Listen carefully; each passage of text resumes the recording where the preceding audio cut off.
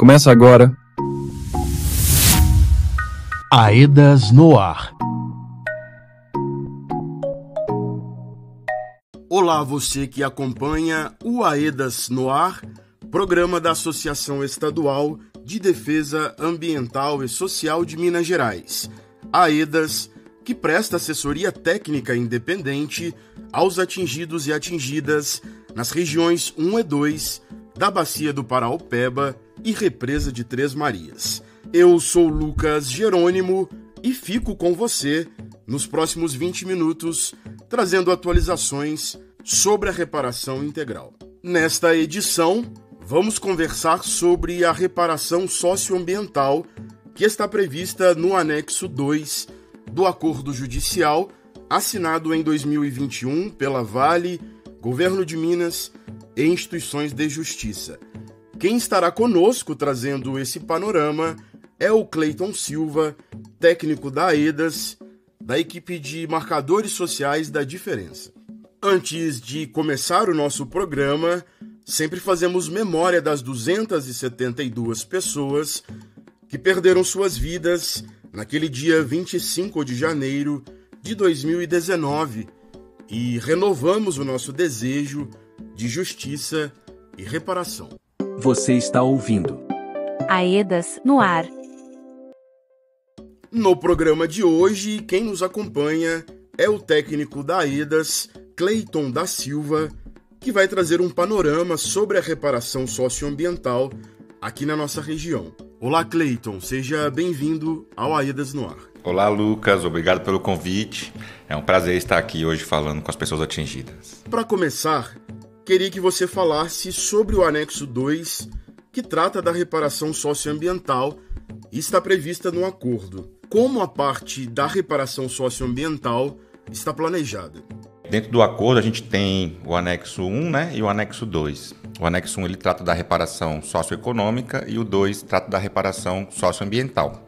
O anexo 2 do acordo ele está separado em 3 partes. A primeira parte a gente chama de anexo 2.1, trata do plano de recuperação socioambiental da bacia do Rio Paraopeba.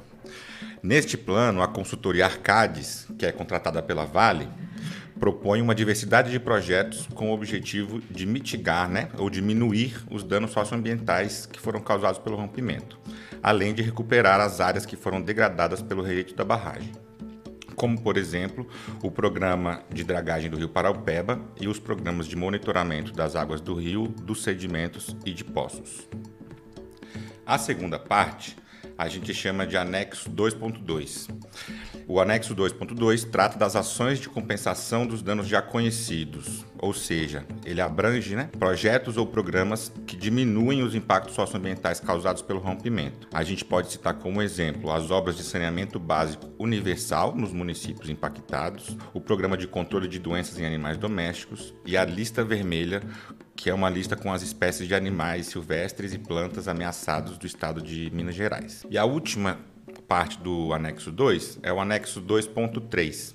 Ele trata dos projetos relacionados à segurança hídrica e abrange a região metropolitana de Belo Horizonte. Nesse anexo 2.3 são realizadas ações que visam garantir o abastecimento de água para a população através da ampliação de sistemas de distribuição de água que já existem e a implementação de novas captações e a construção de reservatórios. A Vale contratou uma empresa, o Grupo EPA, para fazer os estudos de avaliação de risco à saúde humana e risco ecológico logo após o rompimento da barragem. Esses estudos foram incorporados ao acordo, certo? Qual a proposta inicial dos estudos? Logo após o rompimento, a Vale contratou o Grupo EPA para elaborar o projeto de estudo de avaliação de risco à saúde humana e risco ecológico.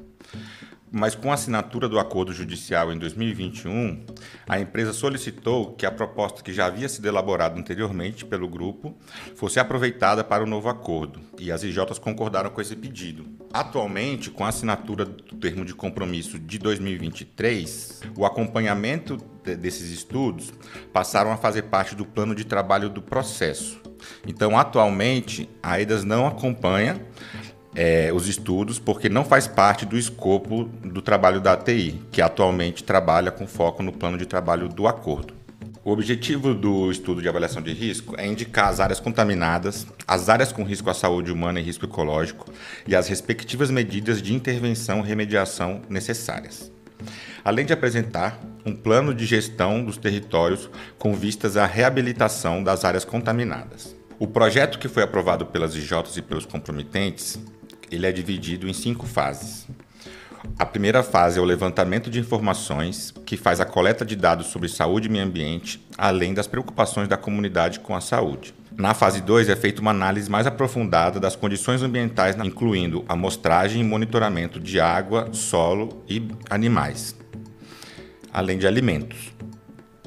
Na fase 3 é a avaliação de risco. Então, a partir das informações coletadas na fase 1 e na fase 2, a empresa contratada deverá fazer a identificação e a quantificação dos riscos à saúde humana e ao meio ambiente, considerando os dados que foram coletados. Na fase 4, é a elaboração do plano de gestão integrada para a saúde e meio ambiente, que vai envolver estratégias e ações para diminuir os riscos que foram identificados. E aí a quinta fase é a execução do plano de gestão integrada, que foram as ações definidas e acordadas com as pessoas atingidas, inclui o acompanhamento e monitoramento contínuo. Nas fases 1, 2 e 4, então, estão previstas reuniões com as comunidades, garantindo escuta, participação e informação.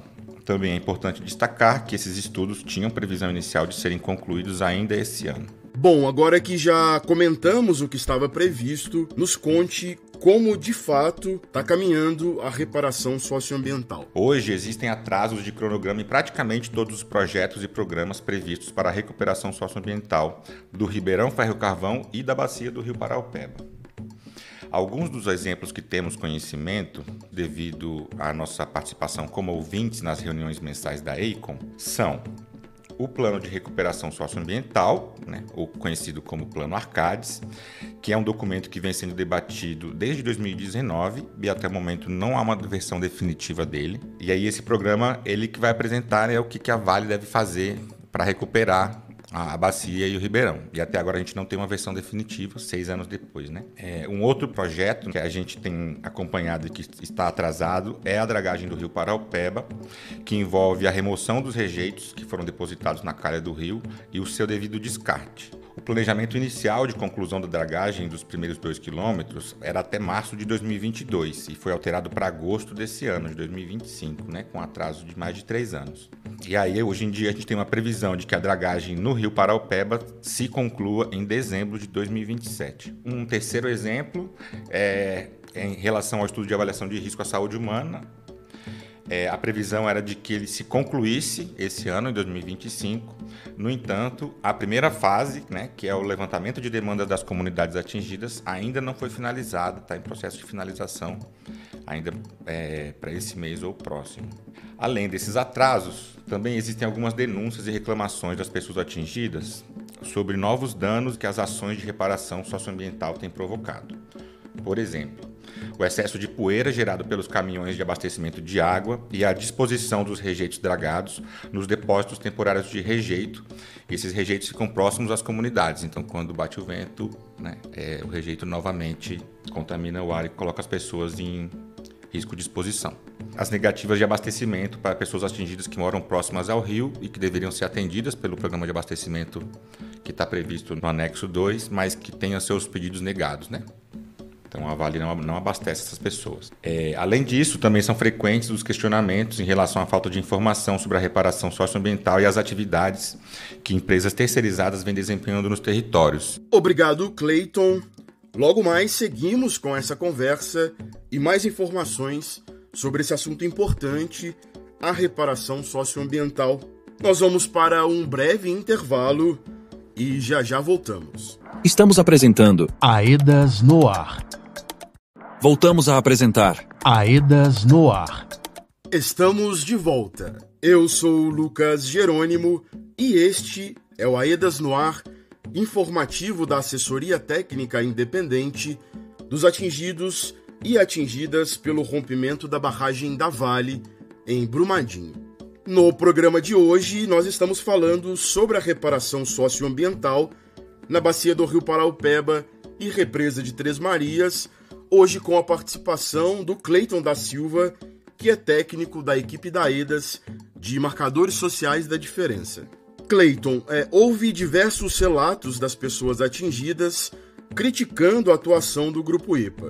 Nós também sabemos que esse grupo será substituído por uma nova empresa que dará continuidade à segunda fase dos estudos. Qual a percepção das comunidades atingidas sobre o Grupo EPA e sobre essa mudança? Em relação ao Grupo EPA e a atuação na primeira fase dos estudos de avaliação de risco, a assessoria organizou alguns pontos de atenção que foram levantados pelas pessoas atingidas e que evidenciaram preocupações quanto à atuação do grupo em campo, principalmente. Entre os principais problemas que foram relatados pelas pessoas atingidas, a gente pode citar os atrasos no cronograma, a ausência de uma comunicação eficaz com as comunidades e as pessoas atingidas, falhas metodológicas e operacionais nas atividades de campo e a exclusão de algumas comunidades pertencentes aos povos e comunidades tradicionais na área de estudo. Além disso, são relatadas o uso de linguagem técnica inacessível, a adoção de metodologias pouco participativas e o distanciamento entre o Grupo EPA e a perícia judicial, ou seja, o Comitê Técnico Científico da UFMG, o que compromete a imparcialidade e a credibilidade dos estudos. E aí, sobre a mudança da empresa executora dos estudos, as pessoas atingidas nos relatam críticas em relação à transparência no processo e à não participação das pessoas atingidas na escolha dessa nova empresa. As últimas informações que temos, de acordo com a EICOM, é que a nova empresa ela vai ser contratada e mobilizada para iniciar os trabalhos para a fase 2, que são as coletas, entre junho e julho desse ano de 2025. E o que esse contexto de atrasos na reparação socioambiental causa na vida das pessoas atingidas? Da forma como eu vejo, esses atrasos na reparação socioambiental impactam principalmente a saúde das pessoas atingidas.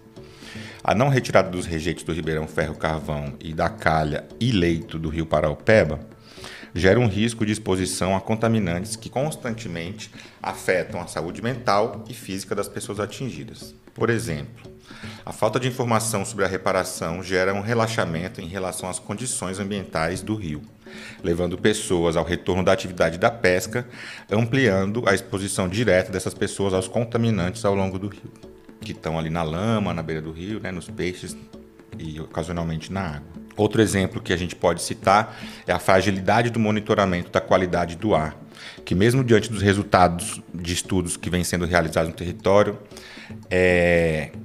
ainda não apresenta os resultados que são desejados. Atualmente, então, o monitoramento do ar ele é feito a partir das partículas, não dos contaminantes que estão presentes, e a gente tem alguns estudos, o da AEDAS, que a gente publicou na R2, no ano passado, e o recente estudo que a Fiocruz tem publicado apontando a contaminação das pessoas por arsênio, onde a principal suspeita que recai sobre a qualidade do ar na região de Brumadinho. Com essa fragilidade no monitoramento, somado a isso, na verdade, a gente vê no território cada vez mais pessoas atingidas, adoecidas, com dermatites ou problemas respiratórios, o que aumenta também o custo de vida dessas pessoas, a partir do gasto com remédios e o tempo investido para cuidados tanto da saúde individual quanto da saúde familiar. Além disso, o atraso na reparação socioambiental e a falta de informações sobre os riscos relacionados a esse atraso também impedem que as pessoas atingidas possam tomar decisões acertadas em relação aos rumos da reparação socioeconômica dentro do território.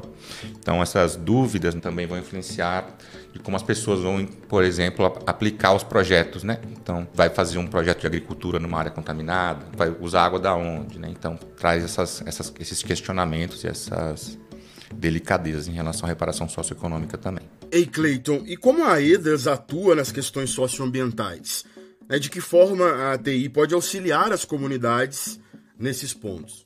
No último ano, a ATI vem atuando nas questões ambientais através do atendimento das demandas apresentadas cotidianamente pelas pessoas atingidas, que procuram a AEDAS, relatam situações e problemas que vivenciam e as relações com os danos socioambientais que são observadas.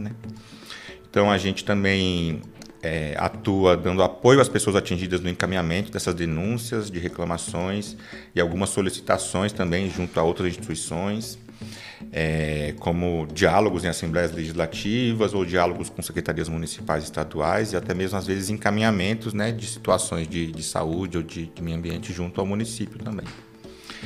Além disso, a gente atua acompanhando as reuniões virtuais mensais da auditoria da EICOM e a gente faz a publicação mensal das matérias no site da AEDAS e faz o repasse dos temas importantes e dos pontos de atenção nas reuniões de comissões. Além disso, a gente também atua fortalecendo a vigilância popular em saúde, através da participação das pessoas atingidas na construção de políticas públicas, e aí a gente tem como exemplos aí desse último ano de trabalho a consulta pública ao protocolo de assistência à saúde aos casos de exposição a substâncias químicas decorrentes da atividade minerária no âmbito do SUS. A AEDAS e as pessoas atingidas hoje em dia compõem um grupo de trabalho organizado pela Secretaria Estadual de Saúde, que é o GT Impactos da Mineração para a Saúde. Nesse GT está sendo elaborado, né, o Plano Estadual de Atenção Integral à Saúde das populações atingidas por desastres minerários e residentes em regiões mineradoras. A gente também trabalha na produção de conteúdo informativo sobre esse tema, como esse exemplo do rádio, né, que a gente está gravando, e também para o site. A gente faz a divulgação dos resultados das consultorias e dos estudos socioambientais realizados pela assessoria técnica. Até o início desse ano, de 2025, foram atendidas pela assessoria cerca de 230 demandas relacionadas à reparação socioambiental. Entre elas estão, né, questões de saúde, acesso aos programas de mitigação dos impactos socioambientais, dúvidas sobre o andamento dos projetos do anexo 2 e dos estudos de avaliação de risco à saúde humana, entre outras questões. Para finalizar, temos perspectivas ou novas previsões em relação à reparação socioambiental? Em relação às expectativas, a gente não consegue falar pela Vale, no caso, né, quem tem que executar os processos de reparação e recuperação socioambiental em si. Agora, em 12 de maio, saiu uma decisão judicial liberando, né, o recurso relacionado ao plano de trabalho do processo. Então, no ano passado, já havia uma aprovação das instituições de justiça em relação a esse plano de trabalho. Atualmente, existe uma movimentação de dar início ao plano de trabalho do processo. E aí, o estudo de avaliação de risco e esses outros projetos de reparação, eles vão ser acompanhados pela assessoria técnica a partir desse novo plano de trabalho, né, que a gente vai iniciar os trabalhos em breve. Cleiton, muito obrigado pela sua participação no nosso programa e por trazer informações tão importantes sobre a questão socioambiental, que a gente sabe que é de muito interesse das pessoas atingidas. E nós vamos encerrando o nosso programa de hoje, agradecendo também você que acompanhou o AEDAS no Ar desta semana. Lembrando que você também pode ficar por dentro das notícias acessando as redes sociais da AEDAS pelo @AEDASMG e no nosso site aedasmg.org. Um abraço e até na semana que vem. Este programa é produzido com recursos provenientes do Acordo de Reparação. Honramos a memória das 272 joias ceifadas no rompimento da barragem da Vale, em Brumadinho. Esta edição teve produção de Júlia Roden e Valmir Macedo. A edição de áudio é de Douglas Kissen. O design gráfico do programa no YouTube e nas nossas redes sociais é de Aleph Rodrigues. A coordenação da equipe de comunicação é de Elaine Bezerra, sob a gerência de Diva Braga, gerente geral de participação informada do projeto AEDAS para a UPEBA.